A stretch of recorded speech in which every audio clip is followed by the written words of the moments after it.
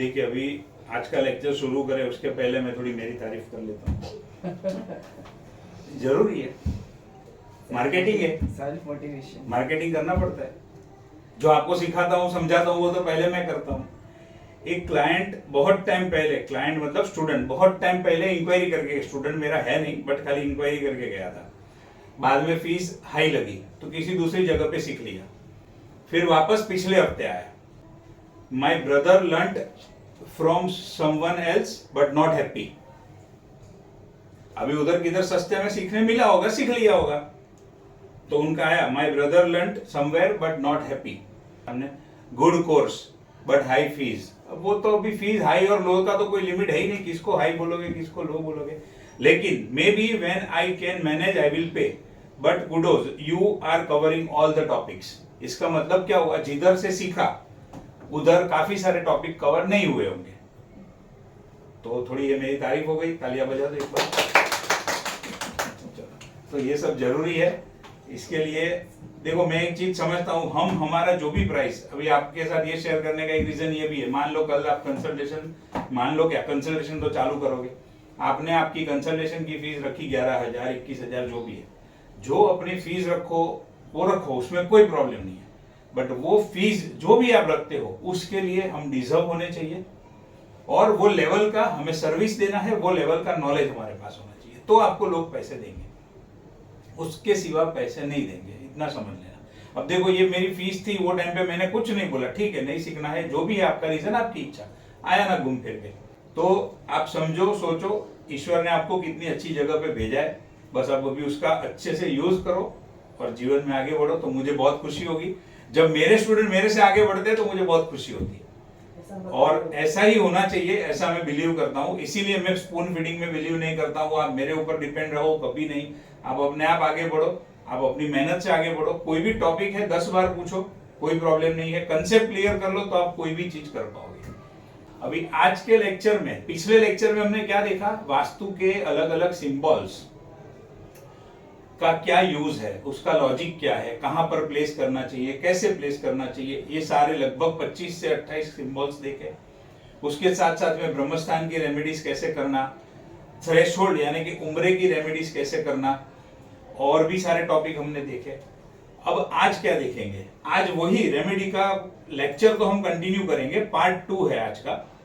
आज के लेक्चर में हम क्या देखेंगे, important details about element. Element के ऊपर फिर से एक बार हम थोड़ा रिकवर कर लेंगे उसको, और कुछ और एडिशनल चीजें आपको मिलेगी। उसके साथ साथ में एक बहुत इंपॉर्टेंट आज मैं आपको चीज बताऊंगा कि वास्तु की रेमेडीज करते समय कितने अलग अलग एंगल से हर एक चीज सोचनी पड़ती है, और कितने अलग अलग एंगल के ऊपर काम करना पड़ता है, तब जाके एक परफेक्ट वास्तु रेमेडीज होती है, और तब जाके उसका रिजल्ट मिलता है। उसके साथ साथ हम ये भी देखेंगे कि कई बार हम लोग वास्तु में जब जाते हैं और वो वास्तु या वो प्रॉपर्टी बहुत टाइम से बंद होती है, तो उसमें नेगेटिव एनर्जी, कोई भूत प्रेत वाली एनर्जी वो सब रहती है, तो वो हमारे ऊपर इफेक्ट ना करे, इसके लिए हमें क्या करना है उसके ऊपर भी हम आज बात करेंगे। कोई प्लॉट या कोई घर बहुत टाइम से बंद पड़ा है, हो सकता है बहुत सारी नेगेटिव एनर्जी हो, तो वास्तु करते समय, रेमेडीज करते समय ऐसा क्या करना चाहिए कि वो नेगेटिव एनर्जी, वो सारी नेगेटिविटी दूर हो जाए और उसका एक पॉजिटिव रिजल्ट मिले। ऐसे और भी सारे टॉपिक है, तो आज हम ये सारे टॉपिक के ऊपर बात करेंगे। और नेक्स्ट लेक्चर जिसका आप सबको बेसब्री से इंतजार है, हमारा लाइव एंड प्रैक्टिस सेशन जो हम आपके घर पे करने वाले हैं, तो तैयार रहिएगा। उसके लिए भी आपके घर का जो लेआउट है, दोनों विथ टेरेस विदाउट टेरेस, आपको तीनों को रेडी करना है, अपने साथ में रखना है। नेक्स्ट मीटिंग भी हमारी डायरेक्ट आपके घर पे ही होगी, वहां पर ही हम डायरेक्ट मिलेंगे, और आपके सारे अस्त्र शस्त्र जो भी लिए है मैंने, वो सब आपको वहां पर कैरी करना है, वहां पर लेके आना है हर एक चीज, ताकि जियोपैथिक स्ट्रेस कैसे चेक करना, नॉर्थ का डायरेक्शन कैसे चेक करना, हर एक चीज जो हमने अभी तक सीखी है उसका प्रैक्टिकल उस टाइम पे मैं आपको बताऊंगा, तो आपको और पिक्चर क्लियर होगा, और क्लैरिटी आएगी, और समझ में आएगा। और ये रेमेडीज जो आज मैं आपको करवा रहा हूं, हम क्या करेंगे नेक्स्ट लेक्चर में, आपके घर पे वो डिस्कशन होने के बाद उसकी रेमेडीज क्या करनी वो आप लोगों को ही बताना है। अभी आपके घर पे क्या प्रॉब्लम है, अगर वो फाइंड आउट कर लिया तो रेमेडीज भी आप ही लोग बताओगे, तो वो रेमेडीज कौन सी करनी, क्या करनी, प्रॉब्लम है नहीं है, वास्तु दोष कौन सा है तो उसको कैसे ठीक करना, सारा आपको करना है, मैं रहूंगा बट करना आपको है, तो आपको एक प्रॉपर प्रैक्टिस हो जाएगी। और फिर कुछ भी डाउट होगा तो उसके ऊपर हम डिस्कशन करेंगे फिर से, उसके बाद में हम आगे बढ़ेंगे, क्योंकि अभी हमारा रेसिडेंशियल का पार्ट ऑलमोस्ट क्लियर हो गया है, ऑलमोस्ट आज कंप्लीट हो जाएगा। अब से आगे जो होगा वो कॉमर्शियल वास्तु के ऊपर होगा, शॉप का वास्तु, फैक्ट्री का वास्तु, शोरूम का वास्तु, ऐसे अलग अलग टॉपिक है, उसके ऊपर हम करेंगे। देखिए यहाँ पर एक टेबुलर फॉर्म में आपको बता दिया है important details about element to be use for remedies. अब अर्थ एलिमेंट, तो उसके एट्रीब्यूट क्या है? Stationary, stability, solid, heavy and storage. Direction कौन सा है? साउथ साउथ वेस्ट से लेकर साउथ वेस्ट। कलर कौन सा? Yellow, beige, cream. Shape square. Metal कौन सी? ब्रास या फिर brass alloy. Activities resting, depositing, storage, heavy immovable stuff, overhead water tank, long time storage. तो ये सारी एक्टिविटीज, अभी आपको कहीं पर भी कंफ्यूजन होता है, क्लाइंट पूछता है मैं ये चीज यहां पर करूं, तो आपको क्या दिमाग लगाना है, ये कौन सी एक्टिविटी है। अगर ये एक्टिविटी अर्थ एलिमेंट से रिलेटेड, जैसे फॉर एग्जांपल कोई चीज स्टोर करने के लिए क्लाइंट पूछ रहा है कि ये यहाँ पर स्टोरेज बनाओ, अगर वो चीज लॉन्ग टर्म स्टोरेज से रिलेटेड है तो आप किससे कनेक्ट करोगे उसको? आप तुरंत उसको साउथ वेस्ट से यानी कि अर्थ एलिमेंट से कनेक्ट कर पाओगे। फिर आपको ये सोचना है कि यहाँ पर रखने से वो उसका एंटी एलिमेंट है, एंटी एक्टिविटी है कि उसकी सपोर्टिंग एक्टिविटी है, उसके बेस के ऊपर आपको यस और नो का आंसर देना है। तो ये चीज आपको उसके लिए हेल्प करेगी। यूटिलिटीज, अभी अर्थ एलिमेंट में हम कौन सी चीजों को रखने के लिए यूज कर सकते हैं? कपबोर्ड बना सकते हैं, कोई हैवी चीज यहाँ पर रख सकते हैं, अलमीरा रख सकते हैं, फ्रिज रख सकते हैं, एक्स्ट्रा स्टोरेज रख सकते हैं। ऑब्जेक्ट कौन से? Desert scene, metal square, shelves, square basis, yellow vases, ये सारी चीजें, ये सारे ऑब्जेक्ट हम अर्थ एलिमेंट यानी कि south west and south west में प्लेस कर सकते हैं। एक और इंपॉर्टेंट चीज लास्ट टाइम जो आपने मुझे बताया था जियोपैथिक स्ट्रेस का एंड टॉयलेट का, तो वो दोनों चीज मैंने नोट्स में ऐड कर दिया है और आज आपको वो भी बता दूंगा। जियोपैथिक स्ट्रेस तो जब हमने डिस्कस किया था वो टाइम पे भी काफी सारी चीजें मैंने बताई थी, बट फिर भी आपने वो बोला मुझे पॉइंट अच्छा लगा तो मैंने ये नोट्स में ऐड कर दिया है, और टॉयलेट का भी मैंने इसमें ऐड कर दिया है, वो भी आज आपके साथ डिस्कशन हो जाएगा, तो आपके पास वो भी पिक्चर रहेगा कि कैसे करना है, क्या करना है, वो चीज इसमें आपको मिल जाएगी। अब वाटर एलिमेंट, तो ये हो गया हमारे 5 एलिमेंट के बारे में एक छोटा सा ओवरव्यू जो हमने ऑलरेडी डिस्कस किया था। ये सबसे important, most important remedy technique and the purpose of it. जब हम रेमेडीज करते हैं तो हम सबसे पहला क्या करते हैं और हमें पॉइंट्स के ऊपर हमें काम करना है, ये बहुत इंपॉर्टेंट है। सबसे पहला रेमेडी में हम क्या करते हैं, कोई चीज घर में उसकी प्रॉपर जगह पे नहीं है तो उसको रिलोकेट करते हैं, और ये हमारा सबसे पहला काम होता है। जब अगर कोई एग्जिस्टिंग घर में हम जा रहे हैं तो अब घर खाली है तो प्रॉपरली अरेंज करवाएंगे, पहले से ही वो चीज वहां पर बनाए, लेकिन अगर एग्जिस्टिंग में जा रहे हैं तो क्या करेंगे? रिलोकेशन। अब रिलोकेशन करते हैं तो क्या होता है? Relocate activity, utility and objects in the ideal zone. जो जोन के अंदर जो एक्टिविटी होनी चाहिए यहाँ पर वो रखवाएंगे, उसका जो ऑब्जेक्ट है वो भी उसके कनेक्टेड जोन के अंदर प्लेस करवाएंगे। उस जोन का जो पर्पस है, उस जोन के अंदर वो चीज हो, वो काम हो, वो चीज का हम ध्यान रखेंगे। जैसे फॉर एग्जांपल साउथ वेस्ट है, डिस्पोजल एंड वेस्टेज है, तो अगर डस्टबिन कोई और जोन में रखी है तो हम डस्टबिन को उठा के क्लाइंट को बोलेंगे आप यहाँ पर ये जोन में प्लेस करो। क्या हुआ? नहीं कुछ, ये जोन के अंदर आप प्लेस करो। तो इसका मतलब क्या, जो वेस्टेज एंड डिस्पोजल का जोन है वहां पर हमने कौन सी एक्टिविटी प्लेस कर दी, या ऑब्जेक्ट डस्टबिन हो गया। एक्टिविटी अब वहां पर कौन सी होने लगेगी? डस्टबिन, कचरा फेंकने की एक्टिविटी वहां पर होने लगेगी, तो हमने उसको प्रॉपर रिलोकेट किया। अब ये करने से होता क्या है? Correction of anti activity, utility and object in a zone. अगर आपको कोई वास्तु कंसल्ट, मैंने आपको एक बार बोला था कि मैंने आज तक ये ऑब्जर्व किया है कि जो खाली वास्तु कंसल्टेशन करके पूछ के चले जाते हैं कौन सी चीज कहाँ रखूं कहाँ नहीं रखूं, बस उससे आगे कुछ नहीं, और जो लोग रेमेडीज करवाते हैं उसमें जमीन आसमान का फर्क पड़ता है। लगता है कि वास्तु करवाए, लेकिन खाली ऐसा पूछ के चले गए कौन सी चीज कहाँ रखूं कहाँ नहीं रखूं, तो इतना पार्ट कवर हुआ। Correction of anti activity, utility and object in a zone, that's it. उसके आगे कुछ नहीं। थोड़ा बहुत बेनिफिट 5-10% उसका बेनिफिट मिलेगा प्रॉपर जगह पे रखोगे।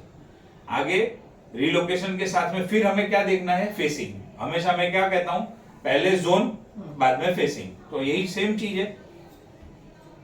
facing the right zone or direction when performing an activity or using an appliances or utility equipment.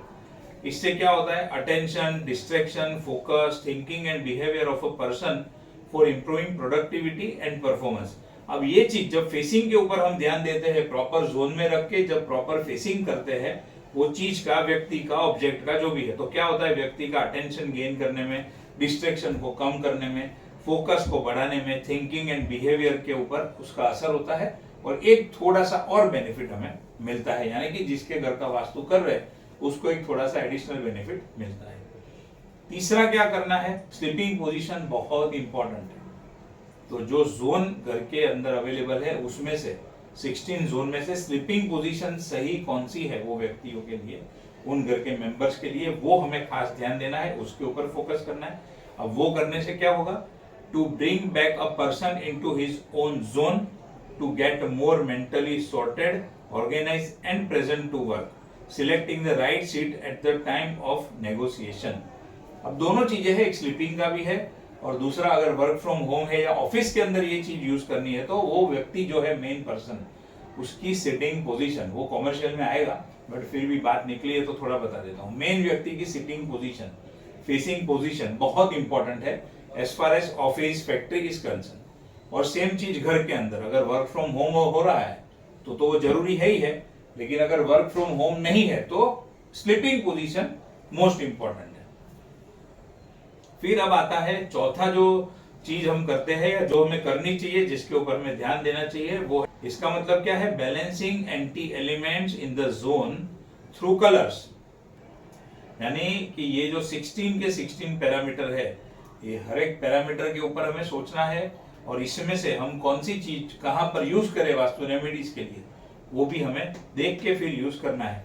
कोई जगह पे सब कुछ कर सकते हो, कोई जगह पे 2-4 चीजें ही इसमें से करने को मिलेगी, बट आप कौन सी चीज कर रहे हो, उसका क्या बेनिफिट है, उससे क्लाइंट को क्या बेनिफिट मिलेगा, वो यहाँ पर आपको दिया हुआ है।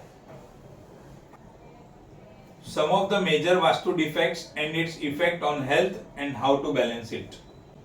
मैंने स्टॉप कर दिया।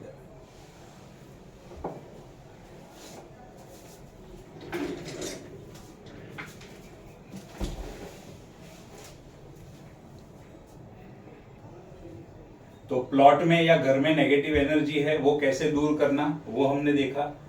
अब ये जो मैं आपको बता रहा हूं, ऑलवेज कीप विथ यू। ऐसी कोई भी जगह पे आप जब वास्तु करने जाते हो जहां पर काफी टाइम से वो प्लॉट, वो बंगलो या वो घर, फैक्ट्री, ऑफिस जो भी है काफी टाइम से बंद है और वहां पर पॉसिबिलिटी है कि बहुत सारी नेगेटिव एनर्जी या भूत प्रेत वाली एनर्जी, ऐसा कुछ वहां पर हो सकता है, तो हमेशा क्या करना है, ये यंत्र और ये ब्रेसलेट आपको हमेशा आपके साथ में रखना है। ये यंत्र जो है वो मैं आपको दिखा देता हूं। ये एक यंत्र है। ये यंत्र का नाम क्या है, ये यंत्र हमेशा आपको आपके साथ में रखना है। कहां रखोगे, अगर आपके पास बैग है तो बैग में कैरी करो, लेकिन वास्तु करते समय जैसे ही आप वो प्रॉपर्टी में एंटर होते हो आपके पास रहना चाहिए। फॉर एग्जांपल आपने जीन्स पहना है तो जीन्स के पॉकेट में रख दो, आपने अगर शर्ट पहना है तो शर्ट के पॉकेट में रख दो, बट आपके साथ होना चाहिए। आप कैरी करके गए, फिर आपने एक जगह पे पर्स रख दिया और आप पूरे घर में या पूरे प्लॉट में जा रहे हो, ऐसा नहीं, आपके साथ होना चाहिए, नंबर 1। नंबर 2, आप ऐसे ब्रेसलेट वो टाइम पे एंटर होने से पहले पहनने हैं। ये ब्रेसलेट कौन से है, इसके अंदर 3 ब्रेसलेट है जो यहाँ पर नाम मैंने लिखे हैं, इसमें से कोई भी 2 या 3 आप पहन सकते हो। एंटर होने से पहले ही ये पहन लेना है। जितने टाइम आप वो वास्तु में हो आपको आपके साथ इसको रखना है। वास्तु कंप्लीट हो जाने के बाद जब आप बाहर निकल जाते हो, थोड़े दूर चले जाते हो, फिर आपको इसको पॉकेट में, आप सॉरी पॉकेट में तो होगा ही, बट आप आपके बैग में इसको रख सकते हो। 2 तरीके से हेल्प करेगा। अगर ऐसी कोई भी भूत प्रेत, ऐसी कोई भी नेगेटिव एनर्जी होगी तो वो आपको प्रोटेक्ट करेगा। दूसरा, हर बार भूत प्रेत नहीं होता है, बट एनर्जी बहुत डल होती है वो प्रॉपर्टी की, वहां पर वास्तु करने जाओगे तो क्या होगा, आपकी खुद की एनर्जी बहुत ड्रेन हो जाएगी। मैंने आपको एक बार बताया था, उसके बाद में फिर 1 दिन 2 दिन अपने खुद को ही काम करने का मन नहीं करता है, और आपका मान लो बैक टू बैक विजिट है तो आपकी हालत बहुत खराब होगी अगर ऐसी कोई नेगेटिव प्रॉपर्टी है तो आपके पास ये कैरी किया होगा अगर आपने, तो आपकी खुद की एनर्जी मेंटेन रहेगी, बैलेंस रहेगी और आप इसके बाद वाला काम भी अच्छे से कर पाओगे। दिस इज मस्ट एंड खास करके भूत प्रेत वगैरह नेगेटिव ऑलवेज नहीं, अगर आपको पता है, देखो इसमें दो तीन चीजें हैं। अब मुझे पता है कि मैं जिसके घर पे जा रहा हूं वहां पर रह रहा है कंटिन्यू, तो ठीक है नहीं रखो, बट खास करके कौन सा काफी टाइम से बंद है उसमें खास, लेकिन मैं ऑलवेज कैरी करता हूं क्योंकि उसमें कोई प्रॉब्लम तो नहीं है। अगर वहां जाने के बाद भी थोड़ा ऐसा फील हुआ तो मैं पॉकेट में रख देता हूं, सिंपल। बट इसको साथ में रखना और ये पहनना बहुत जरूरी है। आज आप अकेले जा रहे हो वास्तु के लिए, तो आपके साथ में कल को कोई आ रहा है तो उसके साथ भी, उसके पास भी ये होना बहुत जरूरी है। इतनी चीजें रखनी ही रखनी है साथ में, खास याद रखना है, खास ध्यान में रखना है इसको। अब कुछ इंपॉर्टेंट पॉइंट है जिसके ऊपर हम डिस्कस करते हैं। मान लो कोई ऐसा घर आपके पास आ गया जिसमें ब्रह्मस्थान टोटली अवेलेबल है ही नहीं। लास्ट लेआउट मैंने आपको दिया था उसमें आधा था, आधा नहीं था, बट ऐसा कोई घर आ गया जिसमें टोटली ब्रह्मस्थान अवेलेबल ही नहीं है, तो क्या करोगे? तो फिर वो एडवांस वास्तु का जो सेकंड लेवल का वास्तु है उसका सब्जेक्ट है। फिर हमें क्या करना पड़ेगा, 45 एनर्जी फील्ड की एनर्जी को यूज करना पड़ेगा। यानी कि अगर ऐसी कोई सिचुएशन आती है तो ब्रह्म यंत्र कहां पर रखोगे आप? राजयक्षमा नाम का जो पद मंडल है उसके अंदर आपको रखना पड़ेगा। तो ये पद मंडल अभी आपको समझ में नहीं आएगा, बट ये एक पॉइंट मैंने मेंशन किया है कि अगर ऐसा कुछ हो तो ये करना है। ऐसा कुछ आए तो मेरे से डिस्कस कर लेना, बट ये पद मंडल का फिर यूज करना पड़ेगा अगर ब्रह्मस्थान है ही नहीं तो। ये भी एक उसी का पॉइंट है, बट इधर लिखा हुआ है Rajyakshma pad mandal is best for HR head and HR person to sit, बैठने के लिए।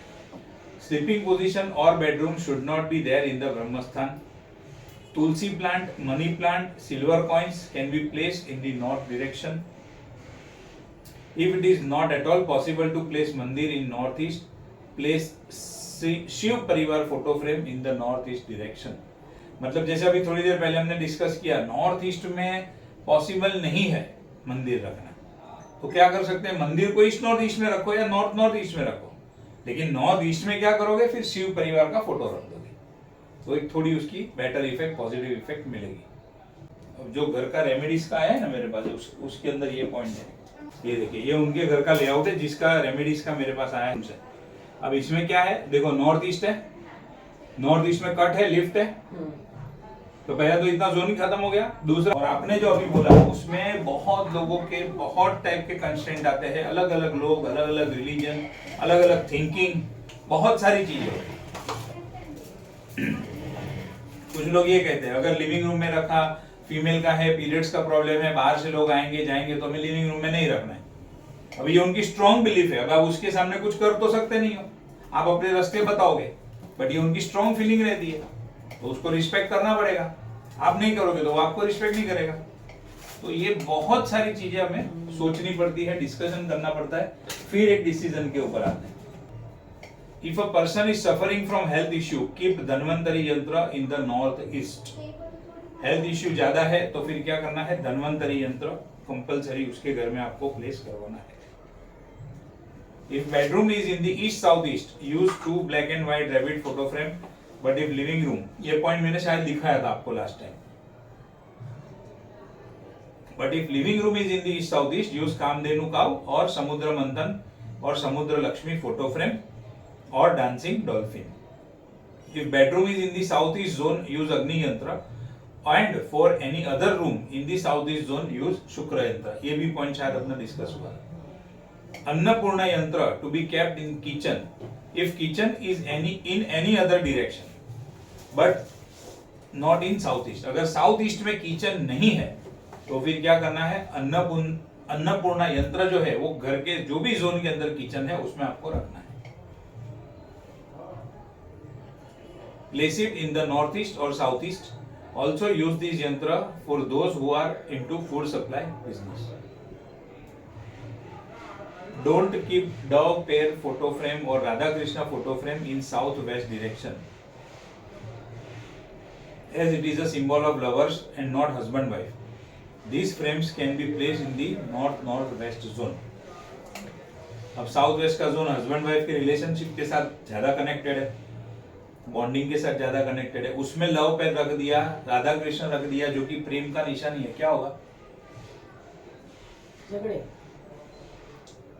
अच्छा, एक्स्ट्रा मैरिटल अफेयर। यस, क्योंकि साउथ वेस्ट है रिलेशनशिप का, वहां हस्बैंड वाइफ की फोटो फ्रेम रखो तो बराबर है, फैमिली फोटो फ्रेम रखो तो बराबर है, लेकिन वहां पर आपने डव पेयर या ऐसा स्वान पेयर या ऐसा रख दिया तो एक्स्ट्रा मैरिटल अफेयर चालू हो जाएगा उसका। In west north west dejection and depression का जोन है, तो आमतौर पे नेगेटिव जोन है, बट आप जब नेगेटिव जोन में होते हो या डिप्रेशन में होते हो तो आपको कुछ मोटिवेशन चाहिए, कोई आपको मोटिवेट करता है तो आप उसमें से बाहर आते हो। तो लॉजिक ये है, वेस्ट नॉर्थ वेस्ट जोन जो कि डिजेक्शन एंड डिप्रेशन का जोन है, वहां पर अभी जैसे अर्जुन युद्ध करते समय बेचारा डिप्रेशन में चला गया, पूरी तैयारी हो गई और बेचारे डिप्रेशन में चला गया, जात जात के सवाल पूछने लगा कृष्ण भगवान। मैक्सिमम टाइम किसमें गया? गीता सार समझाने में गया, मुश्किल से बेचारे को बाहर निकाला उसमें से, तब जाके लड़ाई किया। तो बाहर किसने निकाला? कृष्ण भगवान ने, यानी कि कहीं ना कहीं कृष्ण भगवान ने मोटिवेटर का रोल किया। इसलिए वेस्ट नॉर्थ वेस्ट में आप कृष्ण भगवान की फोटो रख सकते हो। If Radha Krishna photo or dove pair photo is kept in north northwest direction, then affair will start. South west में भी यही रीजन है, इसमें भी यही रीजन है। If there is no attraction or less attraction between husband wife, then you can keep Radha Krishna or dove pair in north northwest. Normally नहीं रखना है, अगर हस्बैंड वाइफ के बीच में सब कुछ बराबर है और ऐसा कोई सिम्टम्स आपको बात में सुनाई नहीं देता है, तो फिर ये फ्रेम को नॉर्थ नॉर्थ वेस्ट में नहीं रखना है। अगर अट्रैक्शन, सेक्सुअल अट्रैक्शन नहीं है, सेक्सुअल रिलेशनशिप में प्रॉब्लम है, तो ये फोटो फ्रेम आपको रखनी है। फोटो फ्रेम रखने से क्या होगा? Attraction will start between husband and wife. Radha Krishna photo can also be use if there is any defect in north north west zone. If main entrance is in south west और south south west, place yellow color square doormat. If in southern side zone, place red color and triangle. If it is in the north direction, then keep blue color and rectangle. यहाँ पर है। If it is in eastern zone, then place green color but rectangle shape. If in the western zone, keep white or grey circle doormat at the main entrance. ये भी एक remedy अच्छी तरीके से काम करती है, अच्छा यूज कर सकते हो आप इसका, सजेस्ट कर सकते हो डोरमेट रखने के लिए। अब जो बोविस है, बोविस में मैंने आपको बोला, मैं आपको आगे एक्सप्लेन करता हूँ। लास्ट टाइम हमने स्वस्तिक का क्या इंपॉर्टेंस है वो देखा, तो एक स्वस्तिक कितनी पॉजिटिव एनर्जी क्रिएट कर सकता है, करता है, ये अब हम देखेंगे। बोविस एनर्जी, और उसकी एनर्जी को मेजर किस में किया जाता है? बोविस, जैसे डिस्टेंस कितना है तो हम किलोमीटर यूज करते हैं, वैसे एनर्जी कितनी जनरेट हो रही है, तो उसके लिए कौन सा जो यूनिट है वो है बोविस है। Some believe that the energy level of places like church, temple can be measured using the Bovis scale. वहां की एनर्जी कैसे नाप सकते हैं? बोविस स्केल से। स्ट्रेट स्वस्तिक, अब देखो स्वस्तिक कितनी जनरेट कर सकता है? स्ट्रेट स्वस्तिक has the power to generate 1 lakh Bovis. एक सीधा रखा हुआ स्वस्तिक, सही जगह पे रखा हुआ स्वस्तिक इतनी पॉजिटिव एनर्जी क्रिएट कर सकता है। अगर नेगेटिव भी है कोई घर, कोई जगह, तो स्वस्तिक रखने से वो उसको इतनी पॉजिटिव एनर्जी जनरेट कर सकता है। क्रॉस स्वस्तिक has the power to generate 1000 Bovis. Reverse स्वस्तिक जनरेट्स माइनस, यानी कि नेगेटिव। उल्टा स्वस्तिक है, मैंने बताया था लास्ट टाइम, तंत्र मंत्र विद्याओं में वो सब काम होता है। हम जब कोई अच्छा कार्य करते हैं हमारे घर में, हम उसका यूज नहीं करते, हम सीधा स्वस्तिक ही बनाते हैं कोई भी शुभ कार्य में या तो घर के अंदर। तो वो कितनी एनर्जी क्रिएट करता है हमारे लिए? 1 लाख बोविस। डेड पर्सन की एनर्जी 0 है तो उसका power 0। Alive person has the power of 6500 Bovis. Church has the power to generate 11000। मस्जिद has the power to generate 11000 and Om, एक सिंबल था ना जो हमने बताया अभी, Om has the power to generate 70000 Bovis. अब समझ में आया स्वस्तिक कितनी पॉजिटिविटी क्रिएट कर सकता है, कितने पॉजिटिव वाइब्रेशन क्रिएट कर सकता है। ये उसका लॉजिक है, ये उसका रीजन है। अब ये मोस्ट इंपॉर्टेंट है, special and powerful remedy of pitradosha. पितृ